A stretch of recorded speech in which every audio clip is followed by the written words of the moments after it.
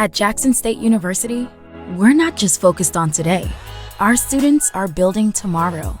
The JSU Center for Innovation and Entrepreneurship is redefining education, a vanguard of technological innovation. This is what the future looks like. This is what tomorrow holds. Learn and teach, research, build and grow. Jackson State University. Become who you're meant to be.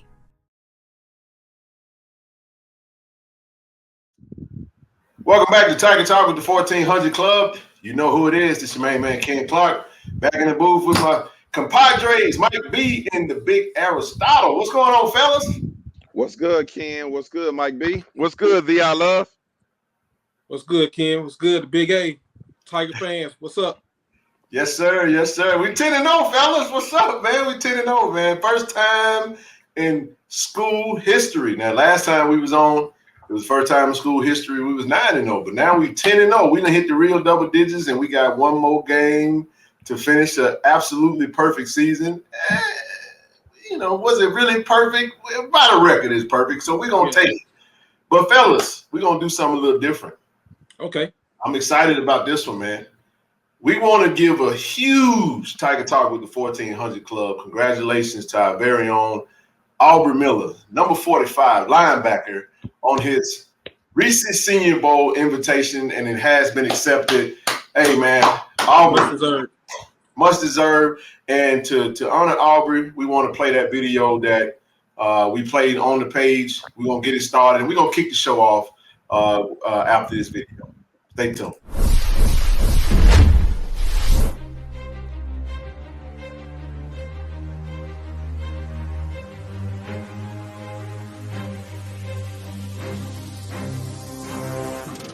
Look, Mobile gave me a great start. Mobile is a place where the Senior Bowl is.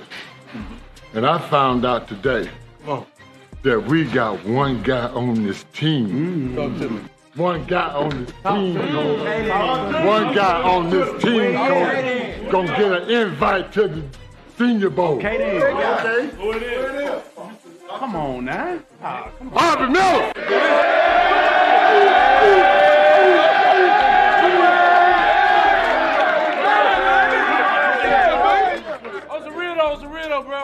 Bro, like this don't even feel real, bro. I wouldn't never be able to do that without y'all.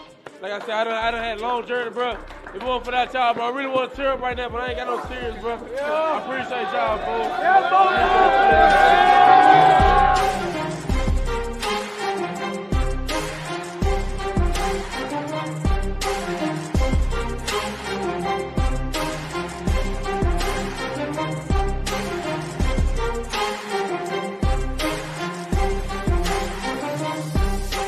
Draft starts in Mobile, man. That's all I gotta say. I appreciate these guys, man. I mean, all glory to God, man. I really don't know what to say right now. My head blown.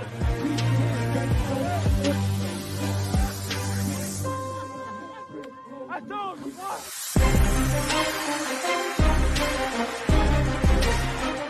All right, man, fellas. Man, that was exciting, man. That was amazing. That was amazing. I got chills over here, man. I'm pumped up.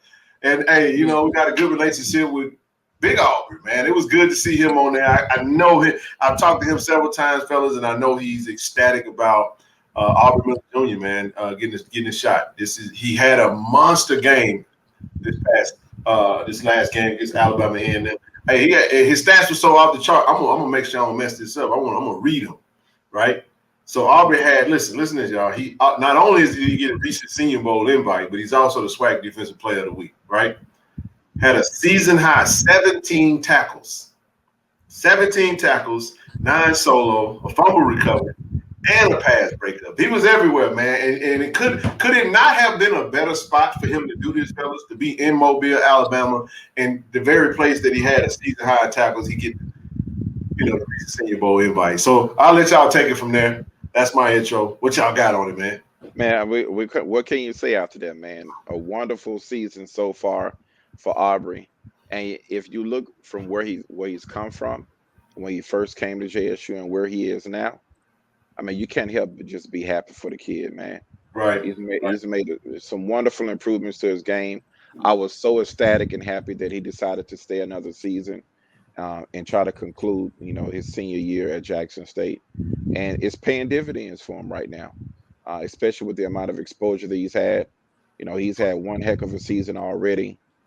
Definitely the motor and probably the heart and soul of this defense, playing that middle linebacker spot. I mean, I can't say enough for him, man. I'm proud of him. Wonderful season, as I said. All praise to the Most High for that, man. But the guy's doing his thing, man. Guy's doing his thing. Yeah. It's just a testament to the growth and the maturation that he's made as a player and as a person since coming to Lynch Street. We saw in the early stages, it was kind of a rocky start. Coach Prime had to get on him a little bit, but now, he's doing great things. And for him to do that in Mobile, to me, that's the purpose of Classics, to get that exposure. So it was great to see him go to Mobile. And then now to learn that he's going to be back to Mobile and competing against the best of the best and having a great season so far, playing lights out. We had concerns about him. Well, not really concerns, but we talked about who would be Defensive Player of the Year. And, we knew Aubrey would be a good candidate, but we have so many talented players, it'll be hard for him to get those kind of numbers. But he's getting them anyway. So it's just a testament to the game and how he's elevated himself. And we'll see him on somebody's NFL roster next year. Yeah, I definitely got Aubrey pegged to be our next NFL draft pick in the 2023 draft. At least that's the expectation. But, I love the way the video starts off. The draft starts in usually there's an extremely high probability you get invited to that game that you get drafted. Last season, when you look at the progression, we had two that played in the NFL PA Bowl, and that's James Houston, CJ Holmes had a chance to cover that game. And then you also had James Houston that made it over to the East-West Shrine Bowl. So the reason I wanted to touch on the Shrine Bowl because we do have another Jack State Tiger that got an invite to the East-West Shrine Bowl. Mr. Dallas Daniels, leading receiver on the team. I got to look at the stats. I know Shane had a monster game this past. He's had some good stats the past couple of weeks. With Dallas kind of, nursing the injury. But I want to say congratulations to Dallas Daniels, man. I mean, it's just been a absolute coach has called him since day one a pro. The way he goes about his business. He talked about Savion the same way. Dallas very familiar. I mean, very, very similar. One that does all the talking with how he goes about his business and how he plays on the field. And when he didn't play, he was missed. Us not seeing 4 catching touchdowns, catching passes from 2, that 2 to 4 combination. But nevertheless, definitely happy that he got a chance to get that invite. And we expect there to be a few more announcements to come by season's end. Possibly, we hope Senior Bowl, but if not East-West Shrine, maybe the NFL PA Bowl or definitely the HBCU Legacy Bowl. So wanted to get you guys in and give a comment on Dallas Daniels' invitation. Yeah, for Dallas Daniels, man, one thing about him, in 2021 we had a talented roster of wide receivers. We had Rucker, we had Wyman, we had all these guys coming off this big season, and then Dallas Daniels just came in and he just emerged almost overnight. It was very quickly. It was a buzz around the Jack State community, like this kid Dallas Daniels, that he's going to get some playing time. He looks real good. Right. All right, whatever. We'll see. And he's lived up to it. He's lived up to the billing. So just for him to emerge in that wide receiver room and come out as the number 1 wide receiver, it just goes to show you the skill set of this guy. So as Coach Prime said, he said, I know pros and this kid's a pro. So to come to fruition. I still remember the Instagram video when he first arrived on campus, and he was practicing, and Prime shifted him from the twos to the starting receiver group. Yeah, and he switched over, and you could tell then, that the attitude that Prime had was like, this kid got it, like he got it, and we were probably a little bit, of course we trust the coaches, but we were a little bit skeptical going into it because we were anxious to see what he could do. First game, I was like, yeah, he's a pro. I mean, you could tell the attitude that he has, the demeanor, his disposition on the field, his route running capability, his hands, Mr. Reliable at that, catching pretty much everything that comes his way. So unfortunately, he had the injury in the last game against Southern, but, I'm waiting for that bounce back week for him. And I think coming up against his Alcorn game is going to be a pretty good bounce back week for him. Absolutely, man. One thing I failed to mention in talking about, again, shout out to Dallas, but I wanted to mention this because I don't want to be stoned for it. The fact that you had one other Mobile, I want to make this mention, and we'll move on from. We'll go back to Auburn, right? You had Mr. Robert Brazile, Mobile, Alabama's finest, right? One of our Hall of Famers. How special was it that he was present and he was the one that actually made this announcement? We know he had a hand in getting this Gulf Coast Challenge revived and getting Jackson State to play in that game. Amazing turnout of events for the weekend. And we'll get into more of the football in just a minute, but I definitely don't want to pass this conversation without at least highlighting Robert Brazile, who is heralded amongst the JSU faithful. He's royalty. He's one of our 4 Hall of Famers, and we definitely want to give a shout out to Dr. Doom, who made the announcement. Yeah, it's huge. It was very impressive and considerate of Jackson State and the coaching staff to make sure that they were inclusive, to make sure that he had a presence and opportunity to be vocal with the team and to be a part of the team. And, years back, I think that's some of the things that was missing was the camaraderie and the reaching back to the former Hall of Famers and players from years past to kind of be a vocal point of maturation and also just confidence building and chemistry with the players, and to see it mesh and to see that building right now, that continuity, it's impressive, and I commend everybody for being involved to make that type of inclusive effort known and the forefront of what JSU is all about. Yeah, and to touch on that, the thing that's so remarkable to me is just to see it all come full circle like that. Robert Brazile being from Mobile, Viger High School, played there, which a school that has a pipeline into Jackson State, and so for us to come here at the game that he facilitated and get to move the game from Jackson to Mobile, and at the end of the game he makes the announcement of a player who's going to be in the Senior Bowl to have the opportunity to play in the NFL like he did. Same position, and right there in his hometown, right there at that stadium. So it was, to me, it was a way of connecting the past with the present. And as Shaq said, there was something that was missing, within our organization, within our football program, is connecting, these guys who are legends to the guys who are coming in now. So that was just remarkable. Yeah, one last thing I'll say about it, just to shout him out. I mean, he was there when they first arrived, shook every single player's hand. Definitely had a lot to say, and his presence is there. But not just this game, fellas. Dr. Doom's presence has been at every game. I don't think he's missed a game all season. And I mean, just to see him being engaged, him sharing the conversation he and our very own Coach Prime had prior to Coach Prime taking the Jackson State job. Thought it was just, it's amazing. We love to see more Jackie Slater as well as more Lynn Barney. We love to get them over, back to Jackson and be as active as possible. But we definitely appreciate him and just kind of wanted to make sure we highlighted that before we moved on.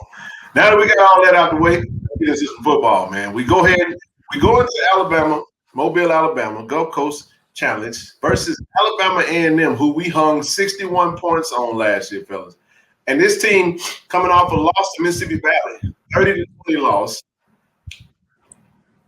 We all feeling like this is probably going to be a rout. Right? We dominated them last season, just lost to Valley. Is this really going to be a game? When you look at the outcome of this game, we won 27-13 in a straight grinded out. It felt like just a mud bug / just cement cinder block feet. Just everything that possibly could have gone wrong, felt like it went wrong. And in the end, we grinded it out. We call it character building games. Jackson State on top, 27-13, get the win, we become 10-0, but yet it don't look like how we thought it was going to look. First reaction to the outcome of the game, and then we'll get into some of the meat and potatoes and some of the details of what we heard. Well, I called you immediately after the game. All right, I had some choice. We all had some choice words. All right? Yeah. Yeah, filter it now. You got to filter it a little bit. And we're not Because going to you call me during the game. Right. I called Mike during the game, and I called Ken. So I'm not going to repeat those short words that we have. But I will say this, and I told Ken this. That game felt like the Celebration Bowl last year against South Carolina State. Yeah. It felt like, as Ken said, it felt like everything that could go wrong did. But what I was most proud of is the perseverance and the tenacity and the dedication that those players showed when Two went down with his injury in the third quarter, and A&M only put up 3 more points after that. That's what I'm most proud of, because it showed that they could weather the storm, and it showed that regardless of anything that can go wrong, those players weren't going to give in. And you want to see that, because that's morale building. That's character building. So to me, that was their adversity game. And adversity builds strength in a team. It builds chemistry. It builds continuity. It builds confidence. So now that they've gone through that and they've realized, okay, when everything goes wrong, we can still weather the storm. That does a lot. That does a lot for team confidence, because these situations are going to occur again. And you're gonna need some stability to take place and to be the focal point for the team. And you're gonna need for them to concentrate and know that they can dig in deep and overcome it. And I think this game went a long way towards showing that. Yeah, you talk about playing with character. You know, Coach Prime always says that, and it definitely was a character building game. On the last episode we did, you know, I talked about the Alabama A&M game pretty flippantly. I didn't expect it to be. I thought we would win big and win pretty, just like we did last year. But the one intangible I didn't account for was Alabama A&M. They had nothing to lose. They weren't playing for anything but, you know, school pride. So they were not going to let us come in there and score 40, 50, 60 points. They were determined not to let us do that. So and they lived up to it. You got to take your hats off to them. They really came to play. They threw the best they had at us, and our players, you know, managed it all. So hats off to the players. When Shedeur went down, you saw the defense step up. You saw the running game step up. You know, JP Andrade stepped in and, you know, kept everything from, you know, falling completely apart. The wheels didn't fall off. So it was just a great all-around team win. We played complimentary football. Special team started off a little shaky. Well, the special team had its moments, but we managed that too. But as you said, it was a Murphy's Law game. Everything that could go wrong, it seemed like it did. You know, the weather wasn't the greatest. Officiating was inconsistent. So it was just a lot that our players could have looked at and said, you know what, and just kind of put their heads down, but they didn't. Right. You used a better word than I would have used for inconsistent officiating. I was just about to say it was consistently, but it was consistently trash in my opinion. We're not editing that out. I think officiated. I think that was one of the worst called games that I've seen in quite some time. I've seen it alone. Yeah. And it's up there. Here's what we say: in bad calls can.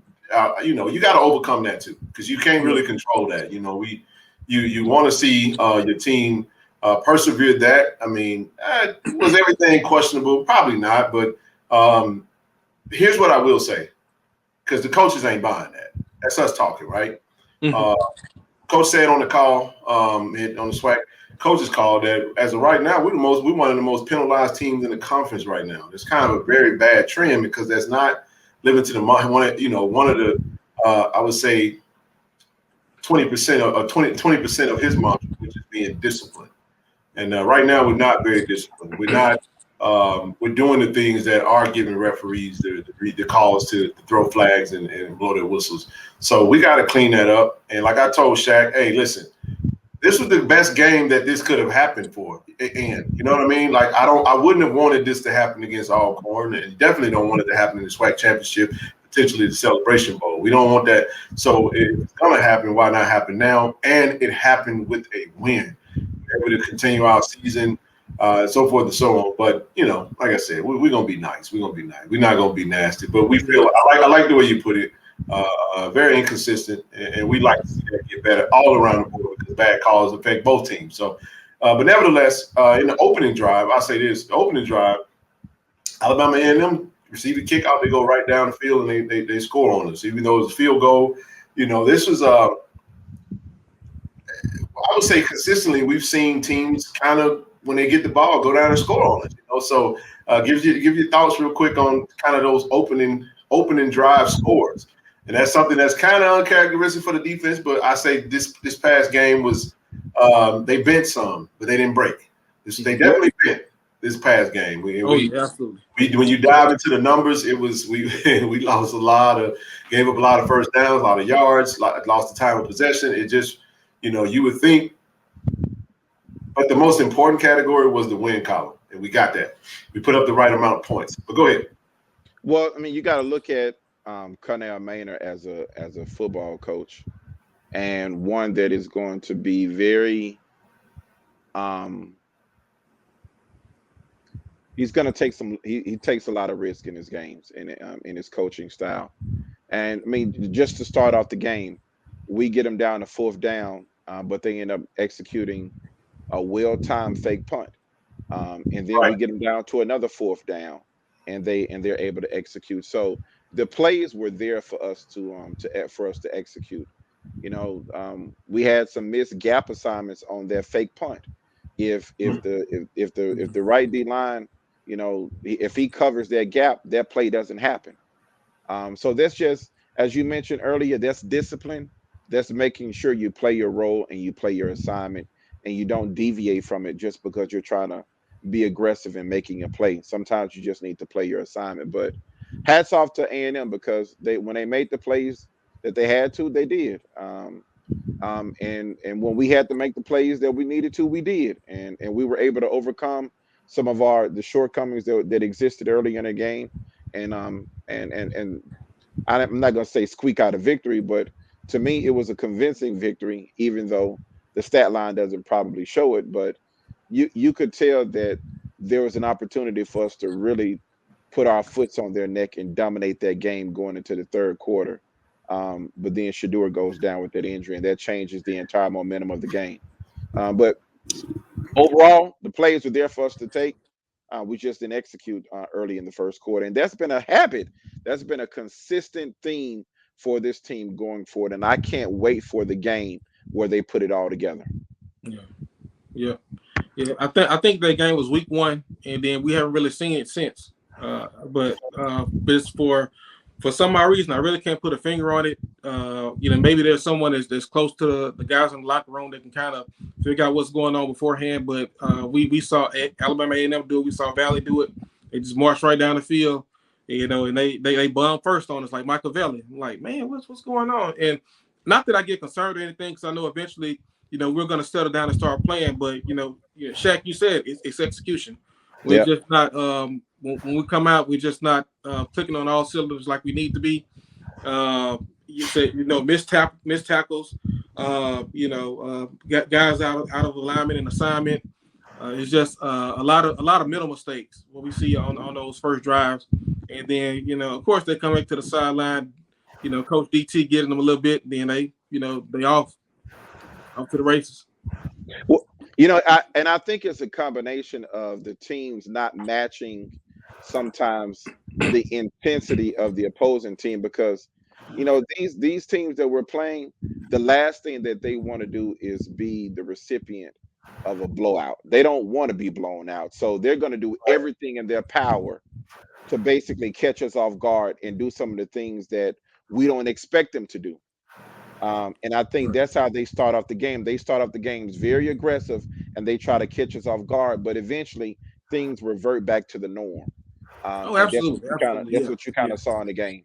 Yeah. Right now, we were playing a bunch of teams that really aren't playing for anything right now. That's kind of been the tail end of our schedule. So, if the SWAC East is on the line, Maynard probably doesn't go for that fake punt. He's not going to risk that. But they come into the game playing with house money. The only thing, they have nothing to lose, everything in the game. Again, that's that intangible, and it's going to be the same way next week. So we just have to be prepared to come out there and play our A game, because they're going to throw everything at us. Absolutely. A couple of notable things that transpired in the game, because, like I said, we did talk about us kind of shooting ourselves in the foot, not being disciplined, right? Kevin Coleman got his kick return. Beautiful kick return, man. I thought it was an amazing response to the field goal, and I'm pumped up. I'm excited. I'm jumping around. I'm hoorahing, and then they pan the camera, and that little yellow thing is on the ground, man. And it's like, oh my goodness, coming back. So I mean, yeah, and it still looked very electric. I thought he was he looked like every bit of the ESPN Top 100 player that we signed. They came in and signed with us in class 2022, and he's been lights out, man. And I just hate that he didn't get a chance to get his shine on, man. And we, once again, another touchdown negated by penalties. Yeah. I don't understand it. I didn't when I was looking at it live and I watched that last block to see if it was a block in the back or a blindside block, and it wasn't. I didn't see that. And so I got to confess it. Okay. It wasn't the last block. It was called on Jency Riley. You go back and look at it. It was the first block that was made before he made the cut. And I'm gonna just say this to all the players: what the coaches say, if you can see his name on the back of his jersey, if you can see the number, don't touch him. But here's what I say: I wasn't at the game, so I don't know if that's what they threw the flag on. Some people saying that it was that last block, and if that was, and that's just egregious. That's not Now I was told said it was but the they last didn't confirm block. it. So if it was the last block, then that was bogus. If it was a block in the black back, you can say, now here's what some may say. Well, I mean, he did block the reason why I said it was considered the last block is because a block in the back, I think, is a 5-yard penalty, right? Mm-hmm. And you look at where they spotted the ball. But he mentioned it was a personal foul, and I'm like, personal foul, okay. Yeah, they did say personal foul. So I said, hey. So I'm like, okay, it's a personal foul. Okay, what was that? And I'm like, okay, all right. So it's got to be the last block. Hey, we just gonna use the term inconsistent. Inconsistent. Inconsistent. Yeah. You know what I mean? But And the same thing with Weidman, man. Weidman got him a touchdown. I'm celebrating. I go downstairs, grab a beer, come back up. And we lined up again. I'm like, what's going on? It got to the point, man, where every time we did something good, I was just like, is it gonna stay? Is it gonna stick? Is it good? We good? Okay, all right, we good. Yeah. Hey, the funny thing about all of this, I called Mike and I said, Mike, is instant replay not available this game? And Mike said, I don't think it is. And Mike said, I don't think it is. And I'm like, it can't be. It just can't be. I haven't seen us do a replay yet of nothing. And then lo and behold, Zay Bolden get an interception. Replay working. Huh? And I see replay, and I was like, oh no. so a lot of people are talking about that, saying, oh, there's an interception. Oh, I'll give him that one. Okay, I'm okay with that. But here's a play, fellas, that I think is just egregious. Like, how do you do this? I'm gonna explain it, and y'all just give me your take on it. Quincy Casey, former Jack State Tiger, quarterbacking at Alabama A&M now, hikes the ball. He throws the ball to Eaglin, his running back. He's way behind the line, and it's basically a lateral. He fumbles the ball, fellas. He don't catch it, and we pick it up, scoop it. Zay Bolden gone down the field. Touchdown. It's called a touchdown on. They put the points on the board. Yeah. They put the points on the board. I didn't know that referees could huddle up and say, "Did y'all see what y'all just saw?" No, I don't think I saw it. It was loud. I'll tell you what. So the rule isn't the rule in order to overturn a call, it has to be done via review. Exactly. Right. You can't huddle the thing. Guys thought that the review wasn't available because they didn't use review when review was necessary. No. My rule of thumb is this: in Alabama, they just do what they want to do, man. Regardless of what we're playing, the refs just kind of do what they want to do. It's just like it's like a Twilight Zone. It is like a Bizarro world when you get out there, man. So it did surprise me. Every time we made a play, I'm like, oh, it's gonna be a flag. They're gonna find something. They'll find something. And Mike is 100% right, because even during the Comegy era, it was just like, when you go to Alabama, just know that funny things is just gonna happen. Right. Yeah, I mean, there was a lot of different little weird things, but a couple of positive notes. I mean, we want to highlight the fellas that did score, right? For sure. You know, shout out to Hollywood Shane Hooks. Beautiful. Amazing. Two throws, a touchdown to him right for the end of the half. Yeah. You got DJ Stevens. DJ Stevens again. I mean, I'm so pumped up and excited about DJ. Just a tight end, period, man. Gets love, man. Yeah. You know, DJ, then Willie Gaines. Willie Gaines get one. Yeah. We got a player, man. We've been saying he was going to get a touchdown and an interception all season long, and it finally happened, man. Shout out to Travis Hunter, man, getting his first interception and getting his first touchdown in the same game. He played both sides of the ball. I mean, let's speak a little bit on Travis. I wanted to not to negate everything that we just discussed. You know, shout out to DJ, shout out to Shane. Happy to see Willie Gaines get in the end zone again. He was a little quiet for a little period, and I know he was happy. And but this is good to see Travis. Travis is officially on the board in college. Right. Got his interception, got his touchdown. Let's talk about it. Well, look, I mean, you kind of said it earlier, but I was happy that he kind of got the proverbial monkey off his back, because, you know, everybody is waiting for that big game for him to come through, for him to have his first INT as his first touchdown. And I was just happy that it happened in the same game. So now that pressure is gone, kind of, you know, so now he can kind of get into his groove and play his game and be effective in it. I mean, right now, teams still are testing him, and he's like, okay, keep testing me. Keep testing me, and pretty good with that bait. He bait quarterbacks in the throwing and make them think that they are really not. He's been doing that since high school. But keep going. Yeah. But I mean, I say this. I think the sky's the limit for this kid, and I think going for this last game and going into the SWAC championship game, I think he's going to kick it into another gear. I do.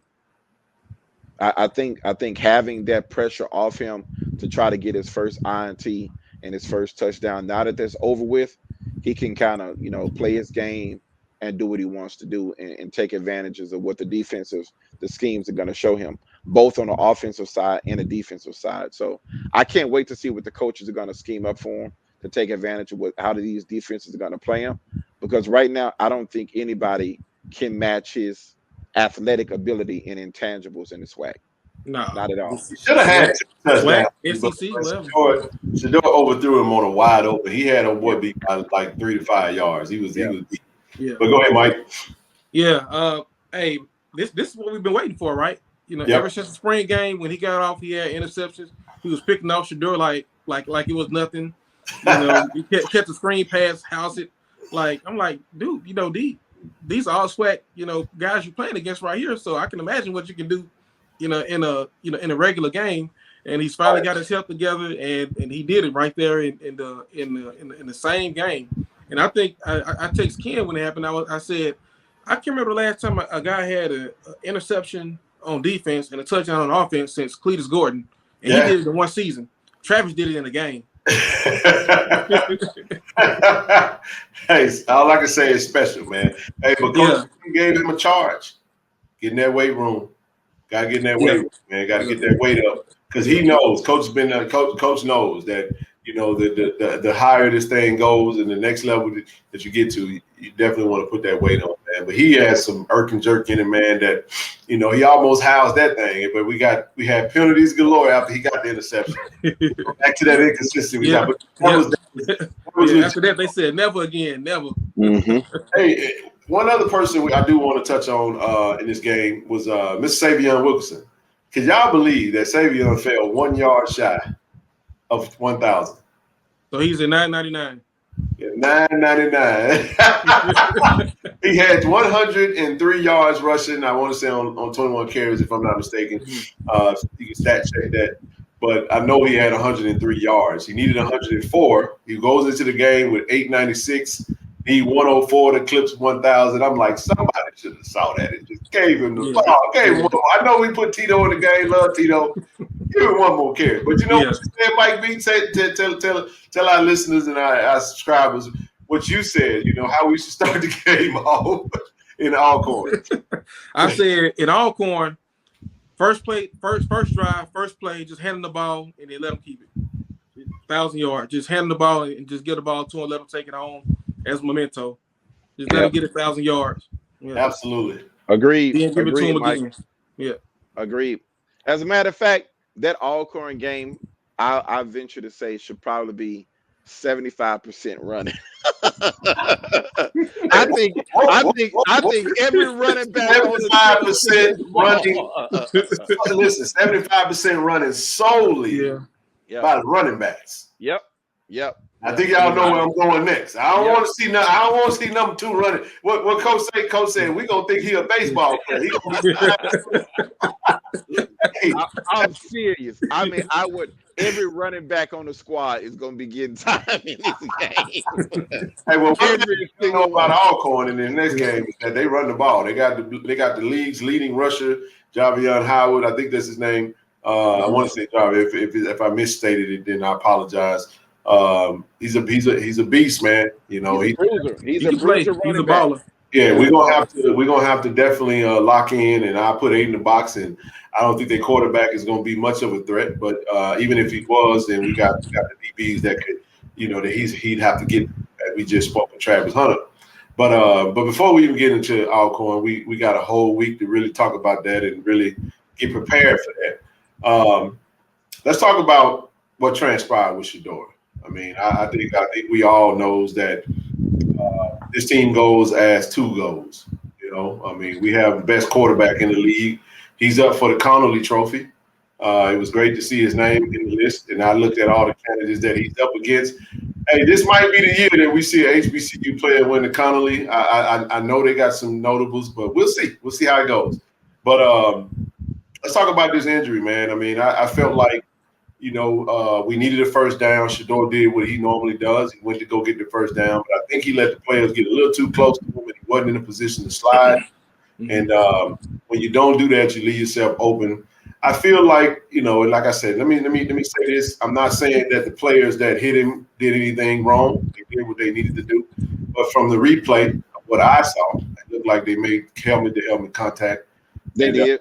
Been called targeting, but again, it goes back to show you got a quarterback laying down flat on his face, and you don't go and take a review. You know what I mean? I've never seen anybody get knocked out. Maybe you guys have. Somebody get hit in the shoulder and they fall out. You know what I mean? A little woozy or whatever. It's possible, but he did get hit twice from both sides, so it could have, it rattled him and shook him up a little bit. But the reaction to that just was like, wow, here we go. You know what I mean? Like, and I'll let you guys take it from there, and we'll move from there. Well, if I can say anything about this, I'd say if we were playing an FBS team, there would have been an immediate ejection for targeting on that play call, especially how leagues try to protect quarterbacks right now. I mean, it's a topic in the NFL, and it's obviously a topic in the NCAA as well.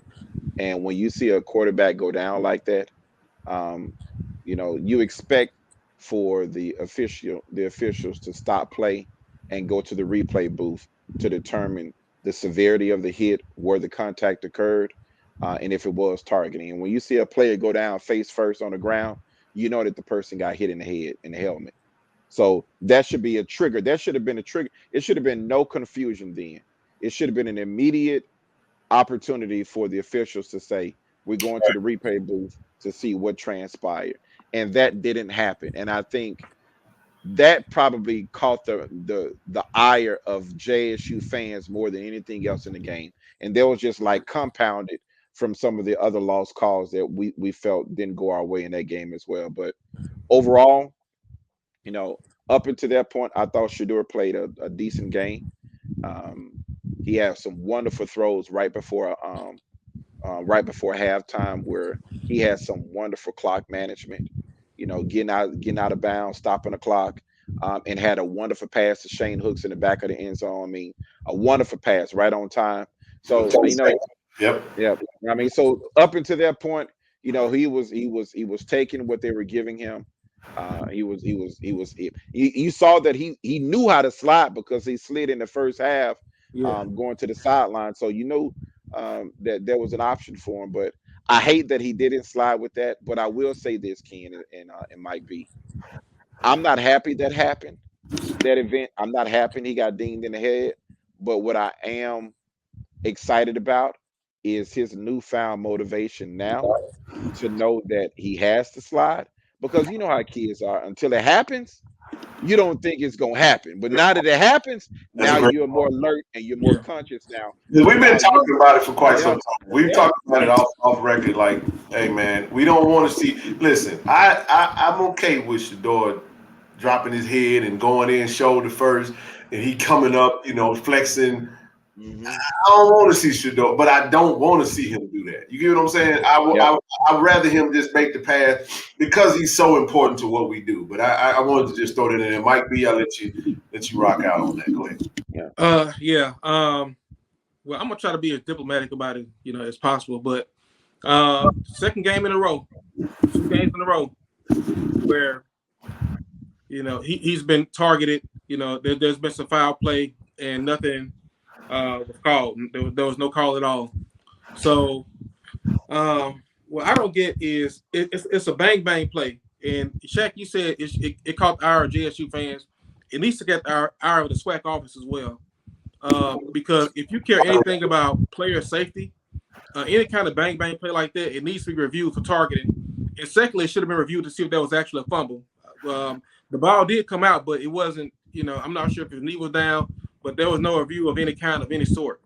And when I didn't see a flag or a review of any sort, to me that's disappointing. If they reviewed it and they said, you know what, it's not targeting, I'd be cool with that. But when it's bang bang like that, and you got a player on the ground that's possibly concussed, and you got the side judge right there, and everybody's looking around like what targeting? That's unacceptable. But again, Shaq said prior to that he was playing a great game.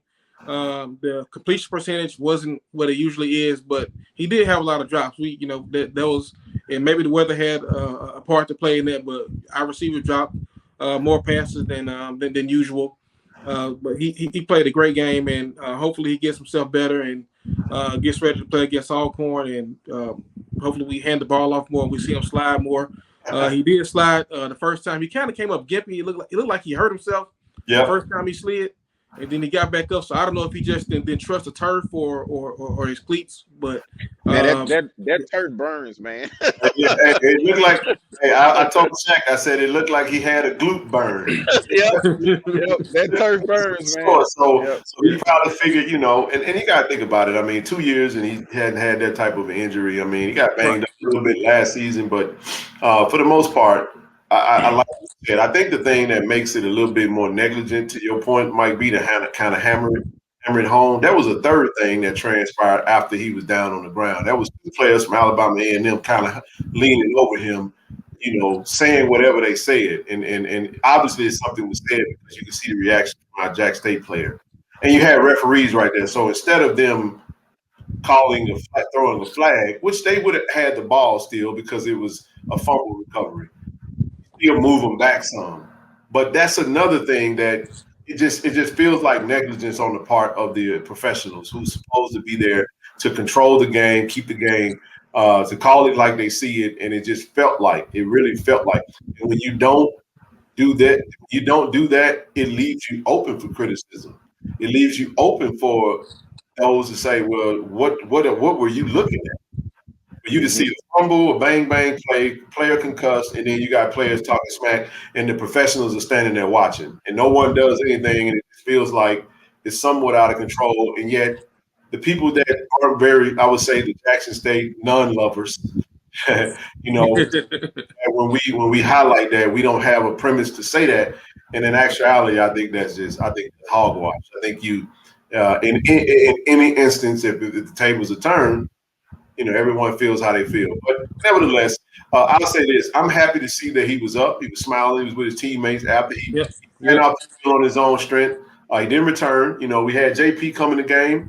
Coach Prime wasn't too well pleased with his play. He kind of came in cold and but like you said, We only gave up 3 points. Matter of fact, let me share this with you guys, and then we'll go ahead and close this episode out.